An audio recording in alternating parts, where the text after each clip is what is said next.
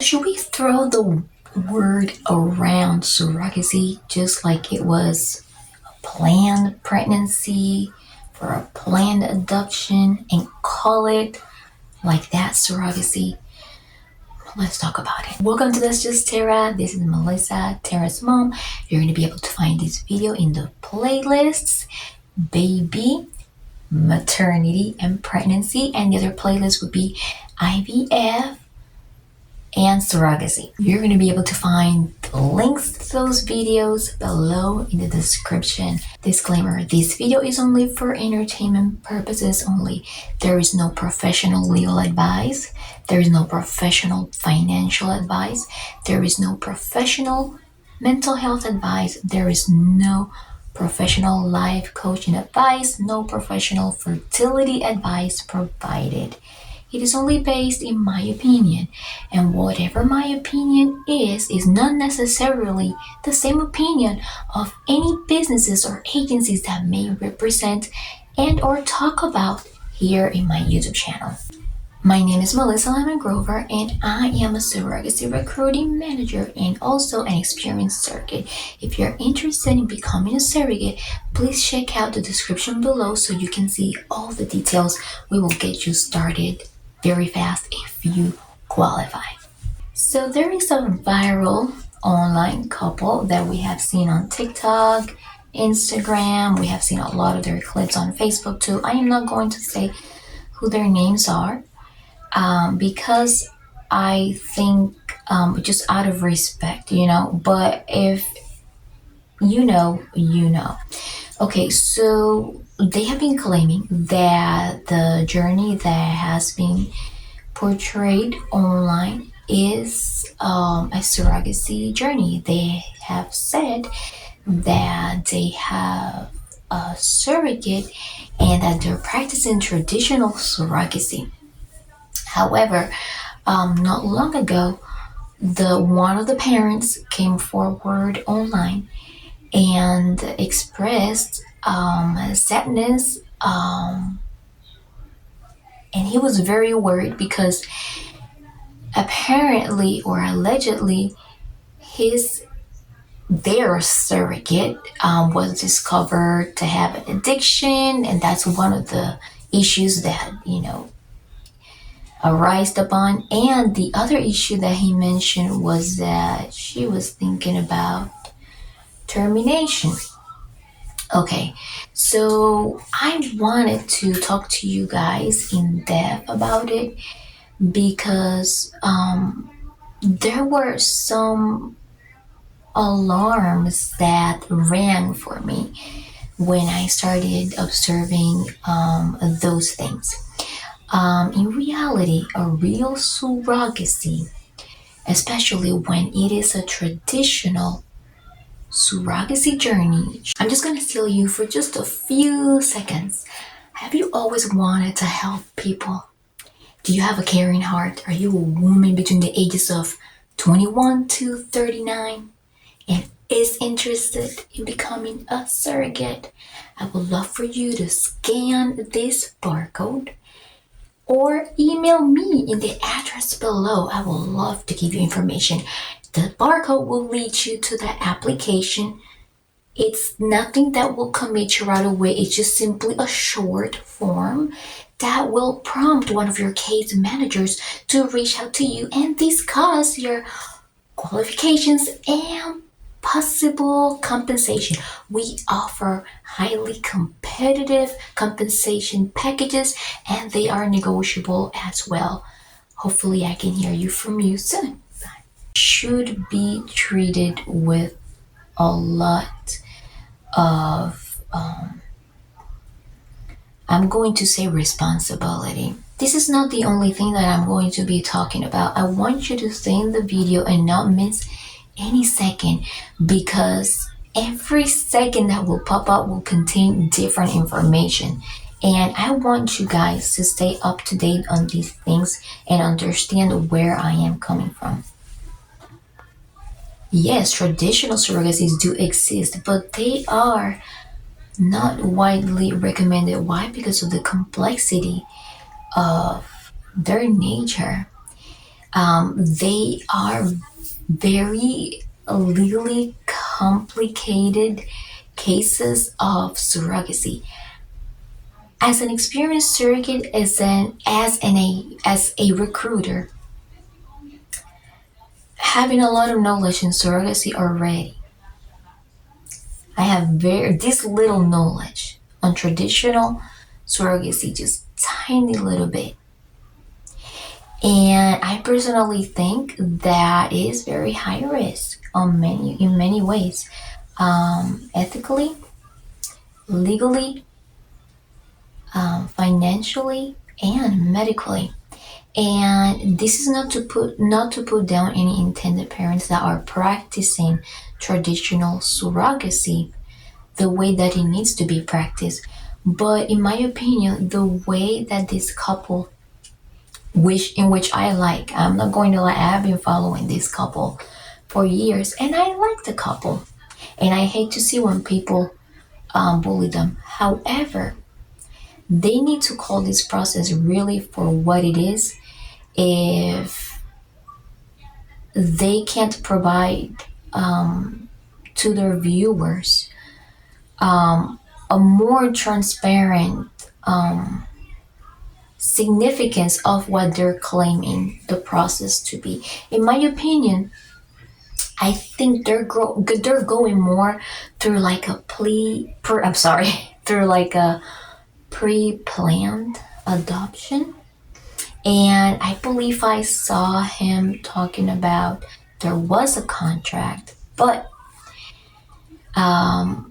in my opinion, there is no fertility lawyer (assisted reproductive technology lawyer) that would agree upon moving forward with a surrogate that has not passed a thorough psychological screening and that has not passed a thorough medical screening.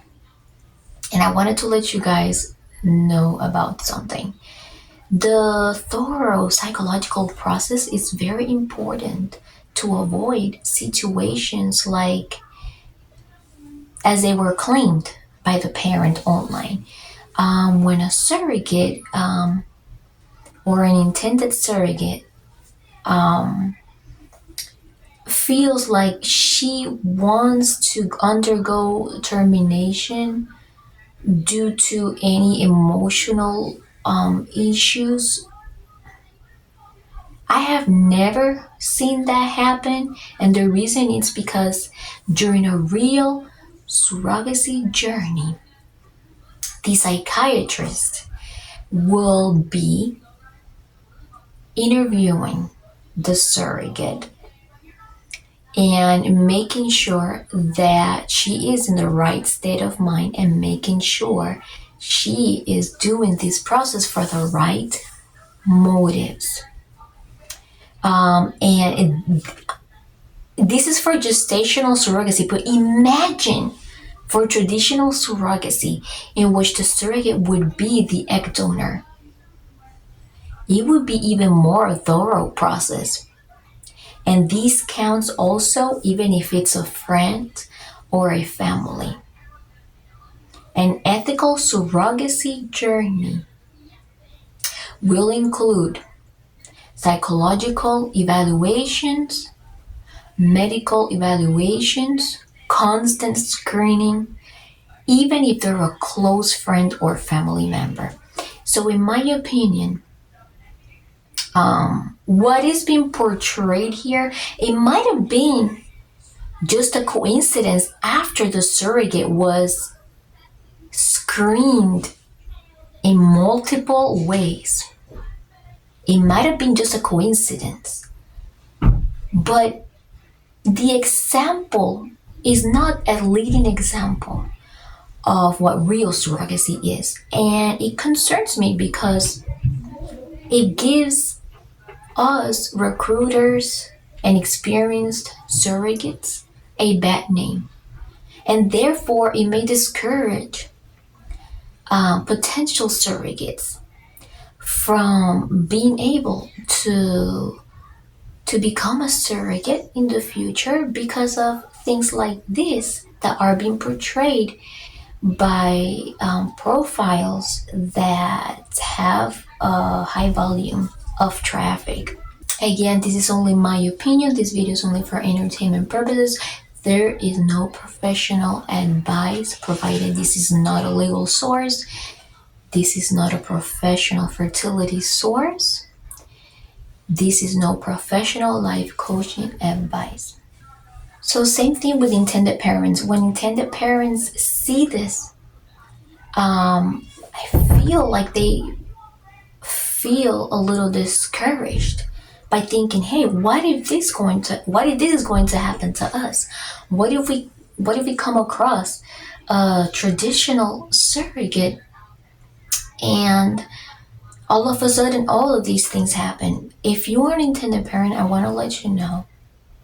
And I want to let you know that you need to understand that this is not the usual thing, that I do not believe this is real surrogacy, and that your fertility lawyer, your reproductive endocrinologist will make sure that if this is traditional surrogacy, whether you are using a home insemination kit or whether you are doing artificial insemination, they will make sure that their team, including their psychologists or psychiatrists, are going to perform a good screening of your surrogate. So do not be afraid just because you see a situation like this. I do not think this is real surrogacy. And I want you guys to stay in the video because I am going to go in depth with some other things. During a real surrogacy journey, we're talking about after the surrogate's records have been accepted by the IVF fertility clinic, after she has passed the background check, and after she has passed a very thorough psychological evaluation, including online tests and interviews with psychiatrists. After that, during the legal phase, it depends on what state everyone is located. There may be a pre-birth order.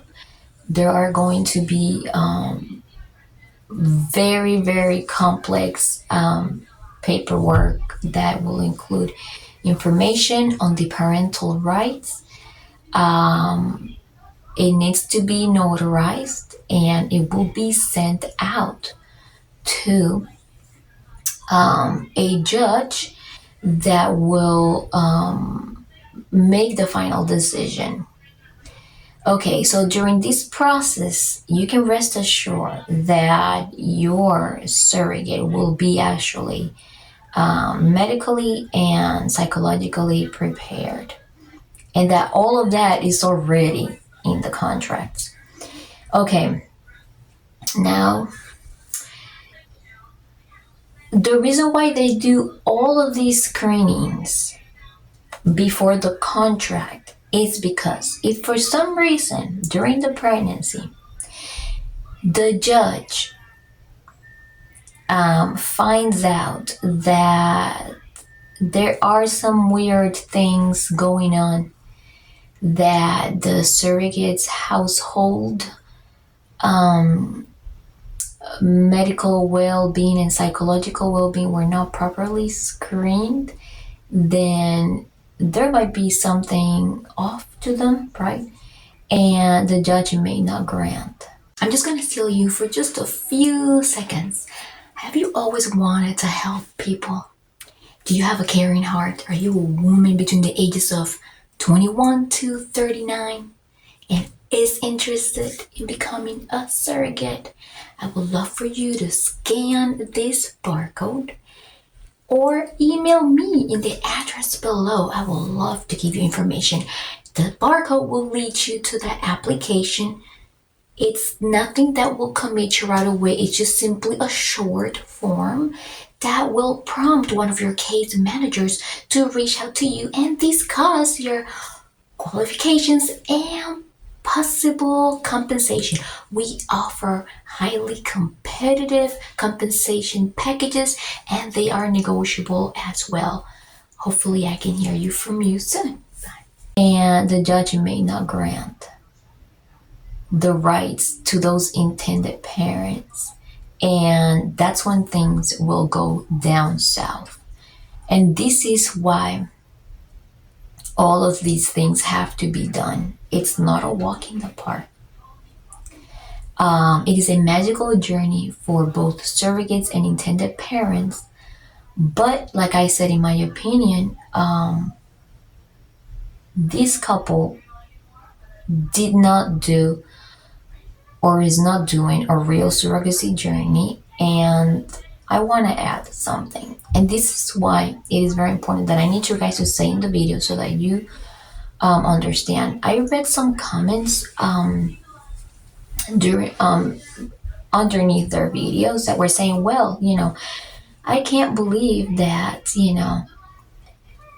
I am this old and I haven't had kids, and now this couple can afford to get a surrogate. If they could have afforded to get a real surrogate in a real surrogacy journey,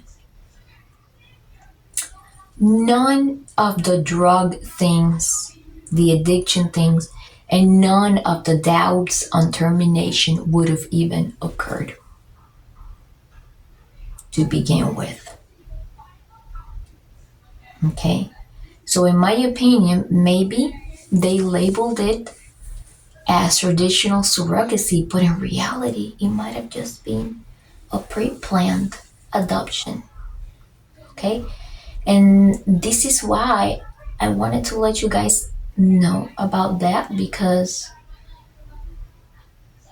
yes, it is part of my business too, because I am an experienced surrogate and I am a recruiter.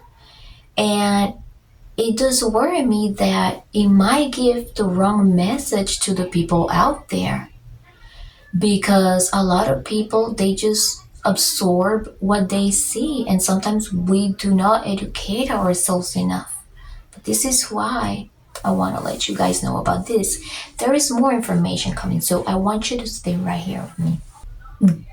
I don't know why my phone is shaking like that. During a real surrogacy journey, there is drug screenings left and right from the very beginning, months before doing an embryo transfer if it is gestational, or doing an insemination if it is traditional. And so even after the surrogate becomes pregnant, there is even more drug screenings and more medical screenings included in the moment where life insurance is set up. Right there, literally, they literally have a way to make sure that that pee or urine, is they measure the temperature of it to make sure it's really yours. Okay, unless you were carrying a microwave, in your purse. But they make sure that urine is warm. If the drug test come back positive, things are going to go down south. Okay, so these are very extremely frequent screenings. And even after pregnancy, and if this is a person that had tendencies before, they would have found something off in their labs too. They would have found something off in the way that the surrogate spoke. They would have found something off in her lifestyle that would have made those reproductive endocrinologists, fertility lawyers, advise the intended parents against that surrogate. Now, since that traditional surrogate, if we could call her traditional surrogate, it was a real surrogate, then she would have been considered the egg donor. In a real surrogacy journey, the egg donor is even more rigorously screened. Yes, if it is a situation where the intended parents prefer a friend or a family member, then they are at their own risk. But I'm going to tell you how it works with real traditional surrogates that, of course, are considered the egg donors, For example, for an egg donor to be accepted into an agency, they are very strict on lifestyle habits, and also that gets screened, as I mentioned. They even require degrees. They are just so much more strict. Those requirements are more strict than how it is with surrogates. So imagine that. Psychologically, medically, everything. Now here's what I do wish this couple. I wish this couple happiness. I do wish that their dreams come true. I am concerned for their future because I do not think they did this the right way. But if they're realizing now that this was no real traditional surrogacy because maybe they didn't follow the right steps, then maybe it is just a learning experience, even though it's a very serious one.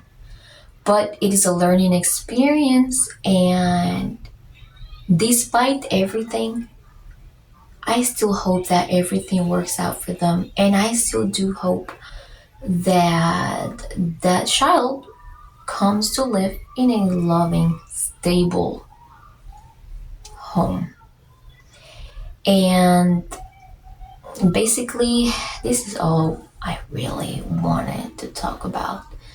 I really hope that you enjoyed the time that you spent here with me today. I hope I didn't really bore you too much.